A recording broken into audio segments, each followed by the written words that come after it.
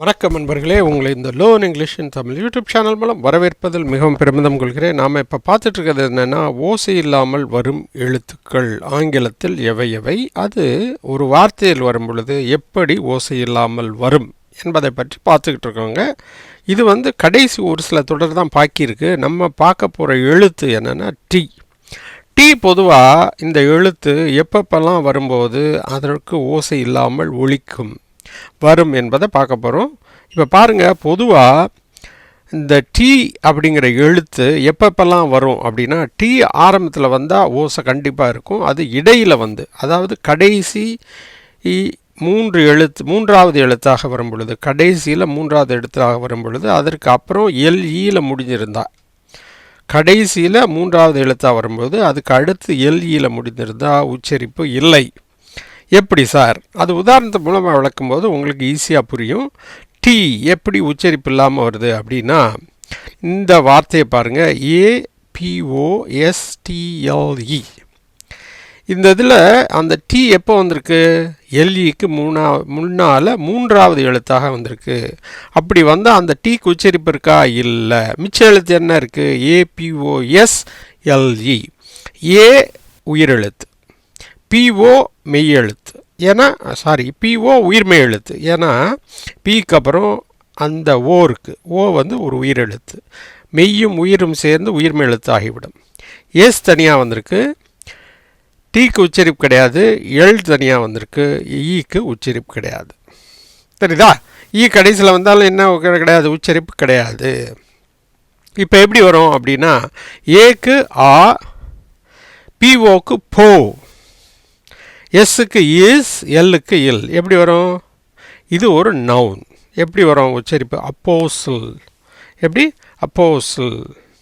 அப்போசல்னால் என்ன அப்படின்னா, பொதுவாக இறை தூதர்கள் அப்படின்னு அர்த்தம். சமய தூதர், இறை தூதர், மிஷனரி, இவாஞ்சலிஸ்ட் அல்லது டிசைபிள் அப்படிங்கிற அர்த்தத்தில் வரும். இதெல்லாம் மற்ற வார்த்தைகள். அப்போஸ்தலர்களுக்கு மற்ற வார்த்தை என்னென்னா, மிஷனரின்னு சொல்லலாம், இவாஞ்சலிஸ்ட்னு சொல்லலாம், அல்லது டிசைபிள்னு சொல்லலாம். தூதர்கள், சமய தூதர்கள், ஃபாலோயர்ஸ் அப்படின்னு கூட சொல்லலாம். இறைவனுடைய ஃபாலோவர்ஸ், இறைவனால் அனுப்பப்பட்டவர்கள், அவங்க தான் அப்போஸ்தல். ரைட்டா? சமய தூதர் அப்படின்னு தமிழில் சொல்கிறாங்க. கிளியராக உச்சரிக்கணும்னா. இன்னும் ஒரு உதாரணத்தையும் பார்த்துடலாம். BUSTLE. இதுலேயும் என்ன இருக்குது? டி மூன்றாவது எழுத்தாக தான் இருக்குது. பியும் யூயும் சேர்ந்து என்னது? உயிர்மெய் எழுத்தாகிவிடும். எஸ் தனி, எல் தனி. எப்படி? யூக்கு சில நேரங்களில் ஆ வரும்னு சொல்லியிருக்கேன். ப, இஸ், எல். பஸ்ஸில். பஸ்ஸில்னா என்ன? ஹேசல் பஸ்ஸல் அப்படின்னு சொல்லுவோம். ஹேசல் பஸ்ஸல் அப்படின்னா பரபரப்பாக இருக்குது. எப்பயுமே எப்படி இருக்குது? பரபரப்பாக, சலசலப்போட, சலசலப்பாக, பரபரப்பாக, ரஷ்ஷாக, எனர்ஜெட்டிக்காக இருக்குது. அது பஸ்ஸில் அப்படின்னு சொல்லுவோம். ஹேசல் அண்ட் பஸ்ஸில். ரைட்டா? இது தாங்க. இது நவுனாக பெரும்பாலும் வரும். அடுத்து ஒரு உதாரணத்தை பார்த்துலாம். இப்போ டீக்கு அப்புறம் என்ன இருக்குது? எல்இ இருக்குது. அப்போ அந்த மூன்றாவது எழுத்தாகிய டீக்கு உச்சரிப்பு கிடையாது. இதில் என்ன? சிஏ உயிர்மெய் எழுத்து, எஸ் மெய் எழுத்து, எல் மெய் எழுத்து, ஈக்கு உச்சரிப்பு கிடையாது. எப்படி வரும்? கே,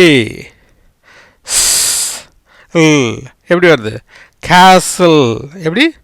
கேசல். கேசல்னா என்ன அப்படின்னா கோட்டை. அதுக்கு வேறு அர்த்தம் என்னது? ஃபோர்ட் அல்லது ஃபோர்ட்ரஸ். ஃபோர்ட்டுனாலும் என்ன தான்? கோட்டை தான். ஃபோர்ட்ரஸ்னாலும் கோட்டை தான். ரைட்டா? கேசல்னாலும் கோட்டை தான். சரியா? இன்னொரு வார்த்தையும் பார்த்துடலாம். இப்போ அடுத்தது டி என்ற எழுத்து மூன்றாவதாக அதற்கப்புறம் இஎன்னில் முடிந்திருந்தால் அந்த மூன்றாவது எழுத்தாகிய டீக்கு உச்சரிப்பு கிடையாது. ஒரு வார்த்தையில் கடைசி மூன்று எழுத்தை பார்க்கணும். அந்த மூன்றாவது எழுத்தா டி அதுக்கப்புறம் இஎன் வந்திருந்தால் அந்த டீக்கு உச்சரிப்பு கிடையாது. இது உதாரணம். இது நம்மளுடைய சூத்திரம் 2. இது எப்படி சார்? LISTEN. டீக்கு உச்சரிப்பு கிடையாது. ஏன்னா இஎன் கடைசியில் டீக்கு உச்சரிப்பு கிடையாது. எல்ஐ உயிர்மெய் எழுத்து, எஸ்இ உயிர்மெய் எழுத்து, என் மெய் எழுத்து. எப்படி வருது? லி, சே, இன், லிசன். எப்படி வருது? Listen. Listen here, listen please அப்படின்னு சொல்லுவாங்க. ஸ்கூலில் நம்ம கேள்விப்பட்டிருக்கோம் லிசன் ப்ளீஸ் அப்படின்னு சொல்லிட்டு. இது என்னென்னா கேள் அல்லது கவனி. கேட்குறதுக்கு என்ன ஹியர், பே அட்டென்ஷன், லிசன் அப்படின்னு உச்சரிக்கணும். இது பெரும்பாலும் வெர்பாக தான் வரும். ரைட்டா? அடுத்து ஒரு உதாரணத்தையும் பார்த்துடலாம். இந்த உதாரணம் எப்படின்னா FASTEN, டீக்கு உச்சரிப்பு கிடையாது. ஏன்னா இஎனுக்கு மூன்றாவது எழுத்தா டி வந்திருக்கு, அதுக்கு உச்சரிப்பு கிடையாது. FA ஃபா, எஸ்ஸுக்கு இஸ், ஈக்கு ஏ, ஃபேஸே இன். Fasten fasten fasten fasten fasten your seat belt அப்படின்னு சொல்லி கேள்விப்பட்டிருப்பீங்க.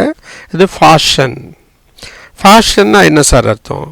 கட்டு அல்லது இருக்கு.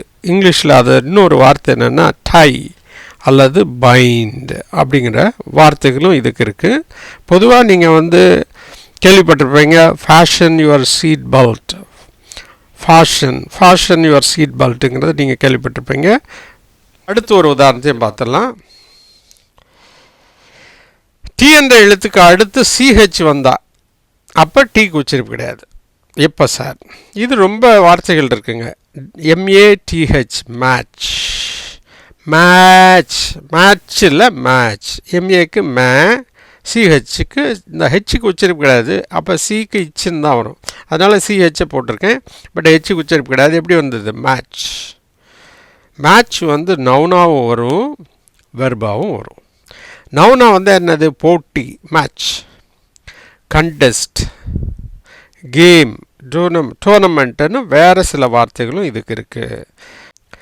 இது வெர்பா என்னது? சமன்சை அல்லது பெருத்து, ஈக்குவல், கோ வித். சமன்சைஸ்னால் match the following. Match the ஃபாலோயிங்னா என்ன? ரெண்டும் சமன்சைன்னு அர்த்தம். எது கரெக்டாக பொருந்துதோ பொருந்துறதை செய், பொறுத்து அல்லது சமன்சை என்ற அர்த்தத்தில் வரும். ஈக்குவல் ஆர் கோ வித் இது வெர்பா வரும்பொழுது. சரியா? இன்னொரு உதாரணத்தையும் பார்த்துடலாம். கேட்ச், கேட்ச் இல்லை கேட்ச். சிஏ கே, சிஹெச்சுக்கு ஈச், கேட்ச். பிடி, கிராப். அரஸ்ட், கிராப், அரஸ்ட் அப்படிங்கிற ரெண்டு அர்த்தம் இருக்குது கேட்ச் பண்ணுறது. ரைட்டா? இப்போ உங்கள் வீட்டு பக்கத்தில் தமிழ் வழியில் படிக்கும் மாணவ மாணவிகள், கல்லூரி அன்பர்கள், ஆங்கிலத்தை எழுத படிக்க விரும்பும் தமிழ் அன்பர்கள் இருந்தால் இந்த சேனலை பற்றி எடுத்து சொல்லுங்கள். இந்த சேனலை நீங்கள் சப்ஸ்கிரைப் பண்ணலைன்னா ப்ளீஸ் சப்ஸ்கிரைப் பண்ணுங்கள். அதோடு மட்டும் இல்லாமல் இந்த பெல் ஐக்கானை கிளிக் பண்ண மறந்துடாதீங்க. அப்படி கிளிக் பண்ணதுனால நாங்கள் போடுற வீடியோக்கள் அனைத்தும் உங்களுக்கு உடனுக்குடன் சேரும் என்பதை இதன் மூலம் தெரிவித்துக் கொள்கிறோம். மேலும் இந்த சேனலின் பயன் உலகம் முழுமைக்கும் உள்ள தமிழ் பேசும் சொந்தங்களுக்கு சென்றடைய இந்த சேனலை பற்றி வரங்களை வாட்ஸ்அப்பிலோ அல்லது ஃபேஸ்புக்கிலோ ஷேர் பண்ணுங்கள் என்றும் தாழ்மையின் பட்டர் கேட்டுக்கொள்கிறேன். நண்பர்களே, நன்றி, வணக்கம். மீண்டும் சந்திப்போம் அடுத்த ஒரு புதிய தொடர்கள்.